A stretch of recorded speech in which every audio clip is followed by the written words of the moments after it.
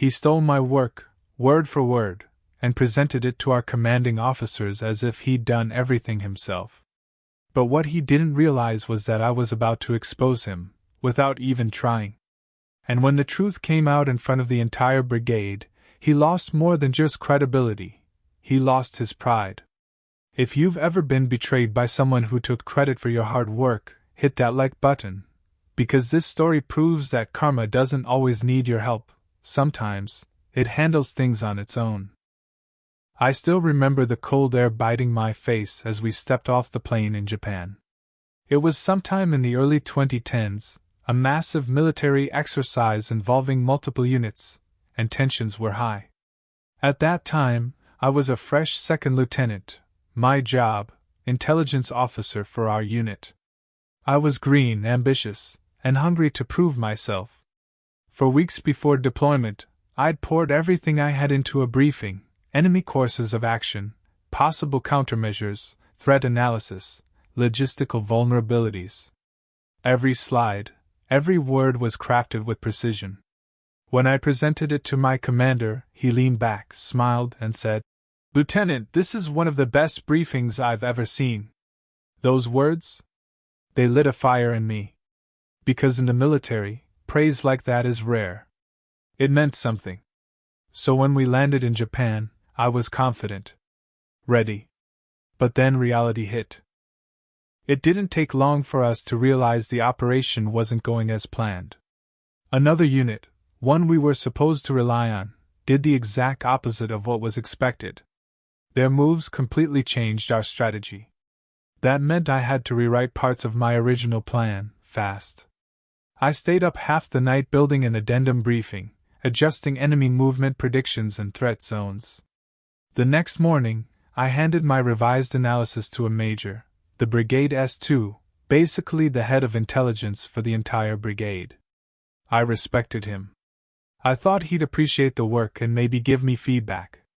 So I said, "Sir, here's what I came up with. Let me know if you have any notes or concerns." He looked at me briefly, nodded, and said, "Got it." That was it. No. Thank you? No. Good work. Just. Got it. Something about his tone felt off. An hour later, we had a major briefing with senior officers, including the brigade commander. I sat there in the corner, headset on, watching the presentation unfold on the screen. Then I froze. Because the slides the major was showing? The phrasing, the structure, even the highlighted points, were mine. Word for word. My exact briefing, stolen. Presented as his own work. I felt my stomach twist. The room blurred around me. I couldn't even speak, just sat there, jaw clenched, while he confidently rattled off my sentences as if he'd written them. And to make it worse, people were nodding. Taking notes. Praising him. My blood boiled. I wanted to stand up, shout, "That's mine!" But you don't just interrupt a senior officer mid-briefing. Not in the army. Not unless you have a death wish. So I sat there, silent. Burning.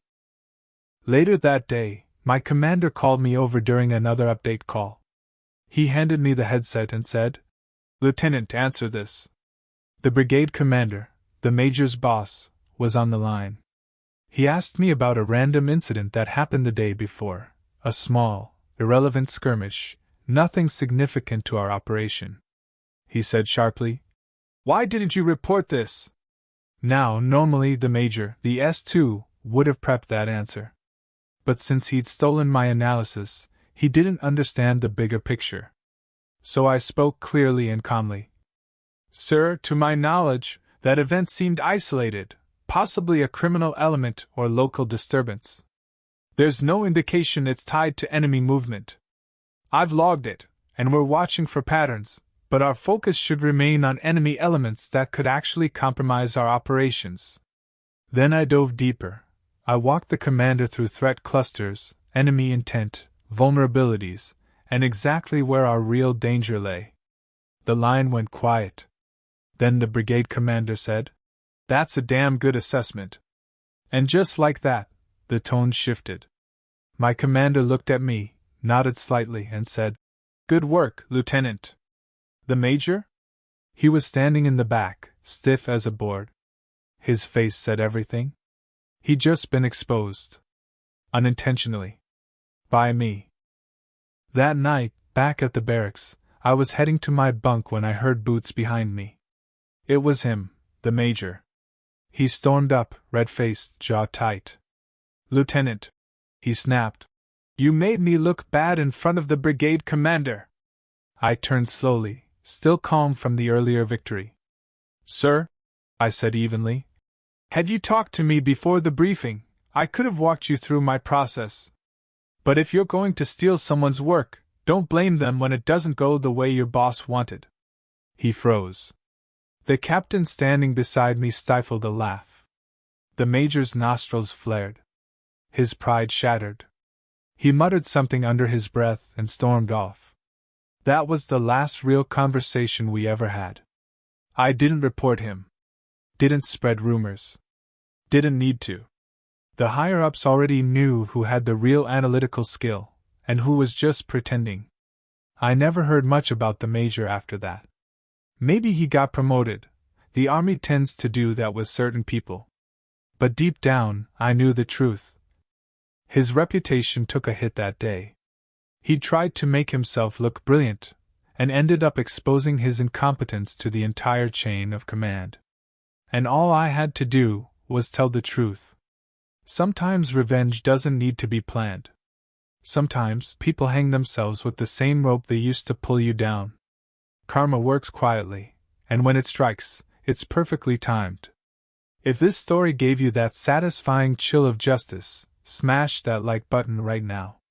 Comment below, have you ever seen someone get exposed by their own lies? And don't forget to subscribe for more real Reddit revenge stories where karma serves justice better than any plan ever could.